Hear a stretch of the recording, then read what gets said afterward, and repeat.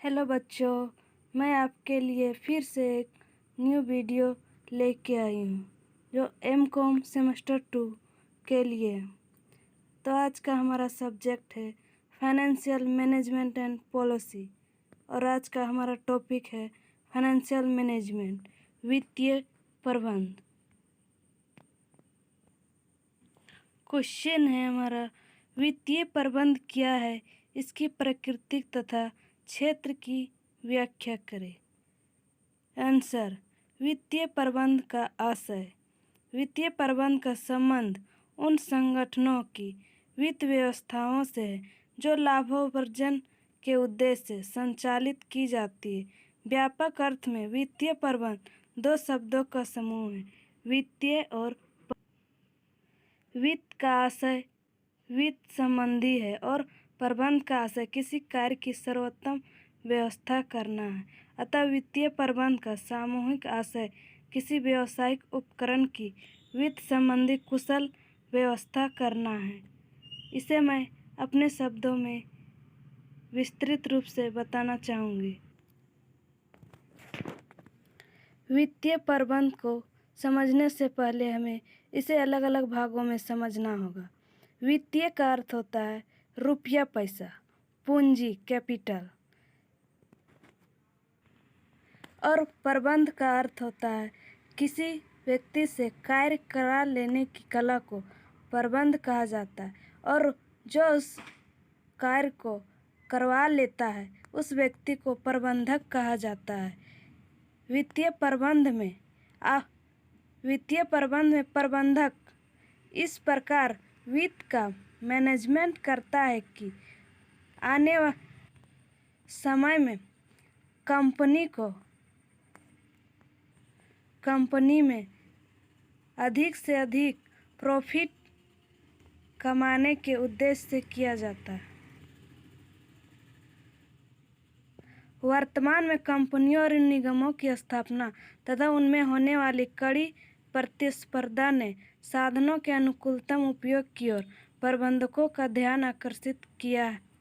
अतः वित्तीय प्रबंध व्यापक रूप में व्यवसाय में प्रयुक्त कोषों के आयोजन, एकत्रीकरण, नियंत्रण एवं प्रशासन से जुड़ गया है तथा व्यावसायिक उपक्रमों की सफलता की कुंजी बन गया है। परिभाषा। पहला, प्रोफेसर J.F. बेडले के अनुसार वित्तीय प्रबंध व्यवसायिक प्रबंध का वह क्षेत्र है जिसका संबंध पूंजी का सम्यक प्रयोग एवं पूंजी के साधनों के सतर्कतापूर्ण चयन से है ताकि व्यवसाय को इसके उद्देश्यों की पूर्ति की दिशा में निर्देशित किया जा सके।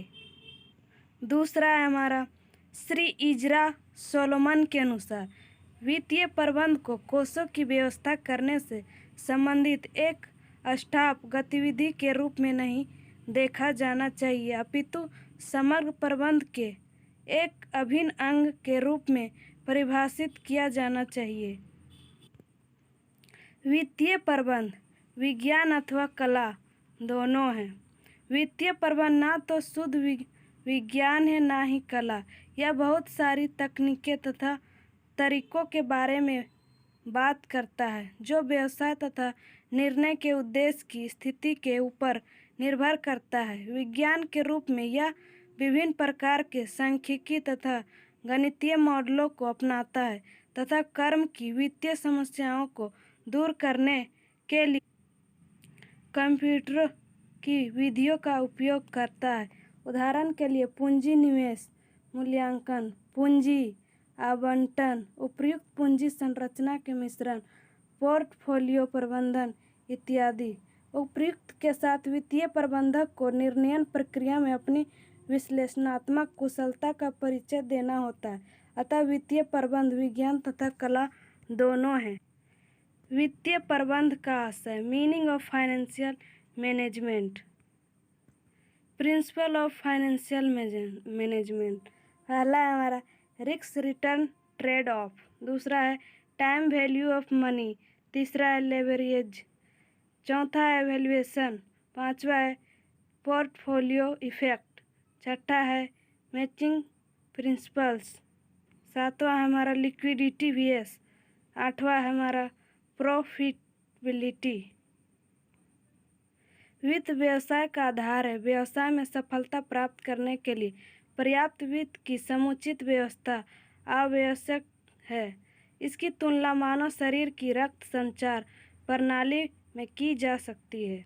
जिस प्रकार शरीर में होने वाला रक्त संचार विभिन्न अंगों को बल एवं स्फूर्ति प्रदान करता है, उसी प्रकार वित्त व्यावसायिक संगठनों की कार्यकुशलता एवं सफलता का संबल माना जाता है। वित्त वस्तुतः संचित कोषों को माना जाता है। वित्त वस्तुतः संचित कोषों को उत्पादक उपयोगों में परिवर्तित करने की एक प्रक्रिया है। अगला टॉपिक है हमारा वित्तीय प्रबंध के प्राकृतिक विशेषताएं। वित्तीय प्रबंध के प्राकृतिक विशेषताएं निम्नलिखित है। पहला है व्यावसायिक वित्तीय प्रबंध का अभिन्न अंग है। दूसरा है हमारा वित्तीय प्रबंध का व्यापक है। तीसरा है निरंतर कार्य। चौथा वैज्ञानिक एवं विश्लेषणात्मक। पांचवा सभी प्रकार के संगठनों पर लागू। छठा लेखांकन कार्य से अलग। सातवां केंद्रीयकृत स्वभाव। आठवां कार्य निष्पादन की माप। नौवां वित्तीय और अन्य क्रियाओं में गहरा संबंध। 10वां व्यावसायिक तालमेल पर प्रभाव।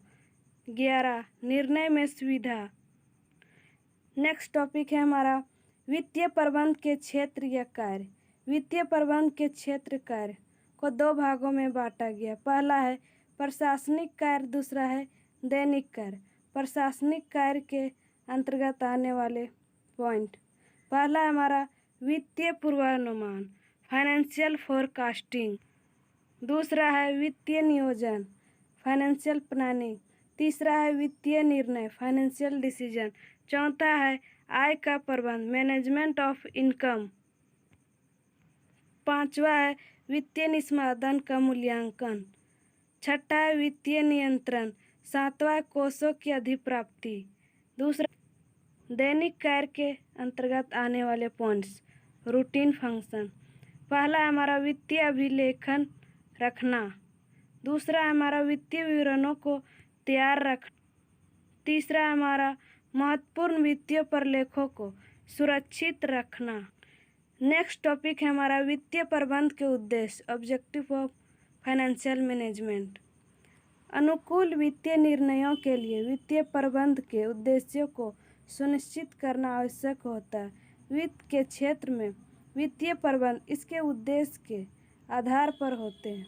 एक व्यावसायिक संस्था का मुख्य उद्देश्य दीर्घ जीवितता तथा समृद्धि है।